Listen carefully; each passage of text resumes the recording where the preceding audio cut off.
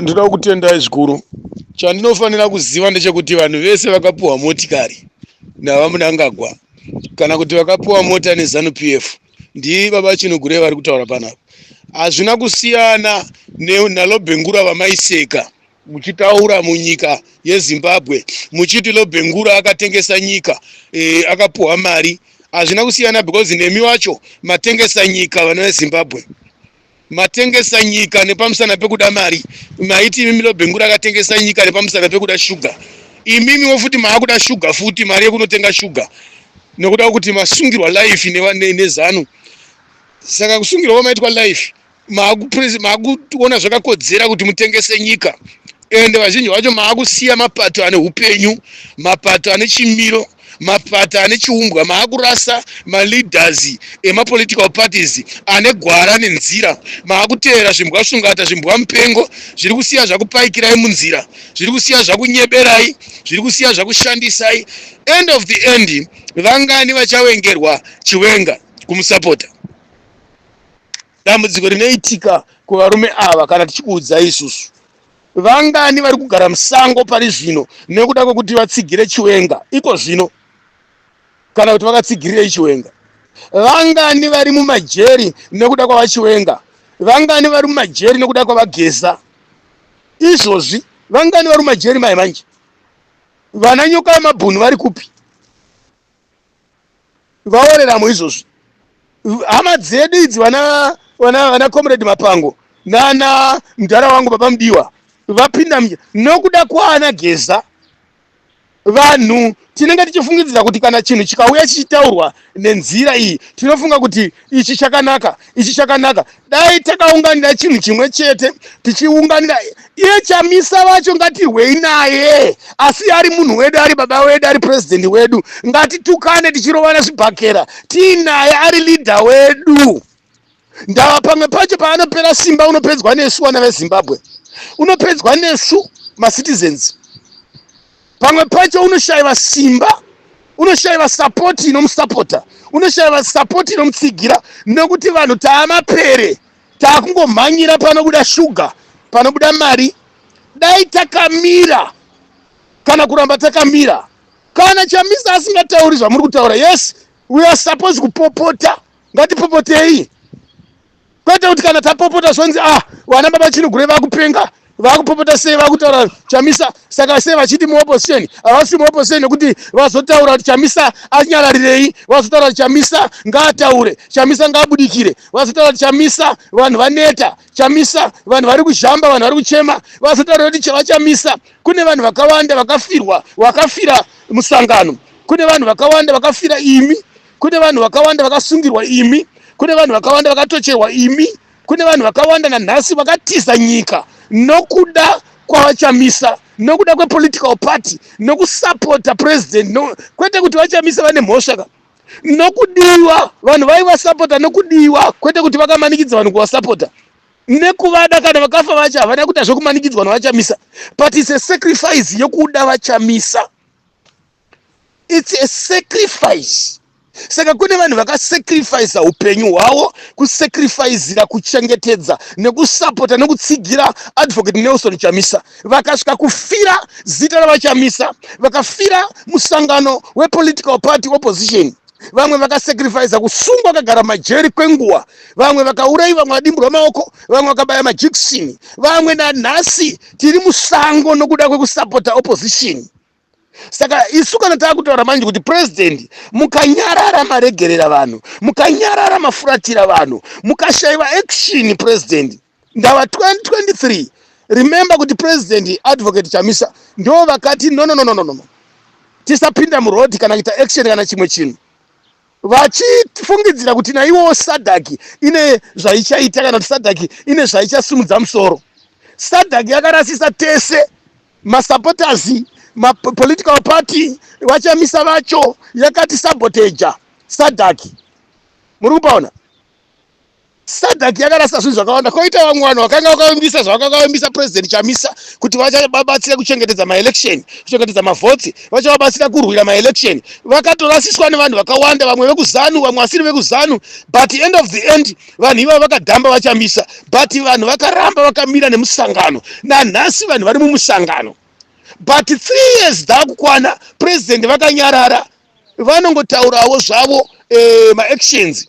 Kunana YouTube, TikTok, Facebook, vanenge vachitaura. But politically background, vanhu vaitarisira kuti president vane zvimwe zvinhu zvavachaita kuti zvipe simba nepressure vana veZimbabwe, kana kuti mamwe ematare avachatora, kana mamwe ematano, kana mamwe emademonstration, kana zvimwe zvinhu zvakasimba zvangachifunza kuti president vachagona kuva nemamwe maitiro, kana kuti kumira kana kupinda mune dzimwe nyika, kana kuti kuva nemamwe masovhiro ematare, kana kuti dzimwe nzira, kana matare aramba, mademonstration kana aramba, kana kuti another way ine tactical weapon, tactical war yakuti vangaita sei, kana kuti dzimwe nyika dzavangagona kubuda vakanochema nadzo, kana kumirambira semunhu unozikanwa kuti ndiye akawina maelection, semunhu unozikanwa kuti ndiye mutungamiriri.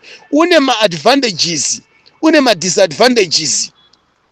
Anditi muri kupaona, unenge uine madisadvantages nemaadvantages avanenge vainawo.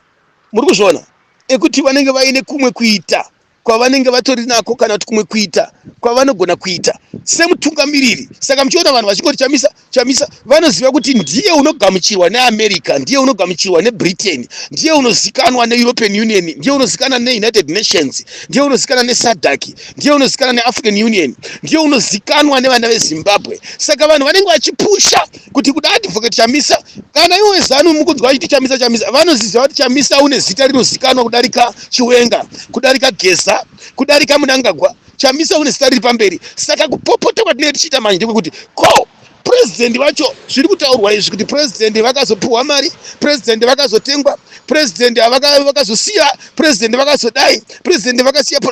Zvinoita kuti vanhu vave ensure instead yekuti vanhu varambe vachimirira president, vachidefenda president, vachisupporta president, vanhu vanosvika pakusabotejeka mwoyo yavo, tarisiro yavo, pfungwa dzavo nemwoyo yavo, vanosvika pakupera simba. Andini mazviona. Saka president vanofanira kutaridza kuti nguva yareba vanhu vakangorindira. Tarisei vanhu vari mumagrupu, vanhu vari mumachannel, mawhatsapp grupu, YouTube, TikTok, nyaya ingori yavaChamisa, kuda kuti vanhu mwoyo yavo iri pana vaChamisa. But vaChamisa kana vachiramba vakadai manje, zvinhu zvokuti zvinopedzisira zvabisa mwoyo yevanhu, zvabisa chido chevanhu, zvinopedzisira zvaparadza. Even kana vakada kuzoumba political party, kwaiswa mitemo inenge yazodzikwa iyi. Kune mitemo kairi kudzikwa iyi yakasiyana siyana, ichashaisa power vaChamisa, ichashaisa simba zvavanoita zvese, nekuti kune kwane new rules anenge apo, kune kwane kutonga kumwe kunenge kwapo kusina mukana wekuti kana zvinofungwa zvacho neopposition kana navaChamisa vacho zvinenge zvisina mukana, zvinodzvinyirirwa. Pazvakagona kudzvinyirirwa pamaelection nemakore esaya, vanhu vaiti kana vakaumba political party yobviswa yoputswa, vakaenda kumatare zvichishayiwa basa, vanhu vachisungwa vachimirirwa vachishayiwa basa. What about pane manew rules akutongwa emitemo yavanenge vaisa iwo, vane masimba asingaiti. Akusisina political party inenge yaane mukana, yaane power, yaane simba. Saka muri kuona tiri kuchema kumiramira stere kuti president ngavaite action manje mitemo isati yabridgwa zvavarikuda kuita izvi. Vane simba rokuenda kunocomplaina kune dzimwe nyika, rokunochema kune dzimwe nyika, vane simba racho. Rokunomira kune dzimwe nyika, vane simba racho. Vane simba rokuenda kumatare pamusoro pasi rese, vane simba rokuenda kumatare pamusoro muAfrica munomu, vane simba rokukumbira kana zvimwe zvinhu zvinoita kuti zvidefende vana veZimbabwe kune dzimwe nyika. So kuramba vakanyarara hakuna zvokunobatsira. Saka vanhu vanoti kana tikataura pamusoro pavaChamisa vanoda kuridza mhere nekuridza rusha, kunge vanoda vaChamisa stereki, kunge vanovatsigira stereki, kunge vanovasapota stereki, but vachivanyeya magrupu nemawhatsapp group, vachivafumura, vachitengwa uko. Nhasi uno munoti huu kwaGeza, moti huu kwaChamisa, kwaChiwenga, moti huu kwaShabangu, moti huu kwaMwanzora. Mapedza ikoko munosvika mukaona Mwanzora zviri kufamba, moita sokunge pamberi apa paita rwizi rwakazara, motenda modzoka futi kuna vaChamisa. Mukaona kuti pavaGeza hazvina kufamba, motenda modzoka futi kuna vaChamisa. PavaChiwenga hazvina motenda. Saka it's better isi tinotaura chokwadi tirimo mubate imomo, tichivava tichidini tirimo imomo, tichidini tirimo because tinenge tichipa pressure president, tichipa pressure political party, tichipa hasha leader, tichipa hasha zviri nani kutaura, zviri nani kurembera pane kudona. Saka isusu kutaura kwedu kwatinoita kunopa pressure utungamiriri wemusangano, kunopa pressure utungamiriri, kunopa pressure advocate, kunopa pressure hasha, uye kunosimbisa moyo wa president than kunyarara kuappreciate as a man of God kunge munoda Chamisa Stereki kuti ngeya mumagrupu muchitaura vana baba chino kure vadai vapanduki varakashi vadindini mamazita ko kana ndikava murakashi ndinomanikidzwa kuita murakashi, ndichida kungoita murakashi ndoita murakashi, ndinomanikidzwa nemunhu, ndakatumwa here politics, ndiri papeiro here ini, kundotosvika here kuzvitaura ndiri papeiro, ndada kungoita murakashi ndongoita murakashi, ndada kuita mutengesi kuita mutengesi, kana kutonojoina zano ndinoijoina, kana kujoina another party. Anditumwi nemunhu nokuti munhu ataura pagroup kana pachannel. Nonsense man, shit man, ngeti utaura zvina nebasa rese man. Kanganisa ningikurwa hondo kwatinako. But andisati ndada zvekupanduka nekuti ndichiri kuda bato redu, ndichida president wangu. Saka hasha idzi ndedzekurambira president wangu, dzekurambira bato, dzekuchema ndiri mubato, kurembera ndiri mubato, kuridza mberi ndiri mubato, because ndo bato randichiri kuda nhasi iroro.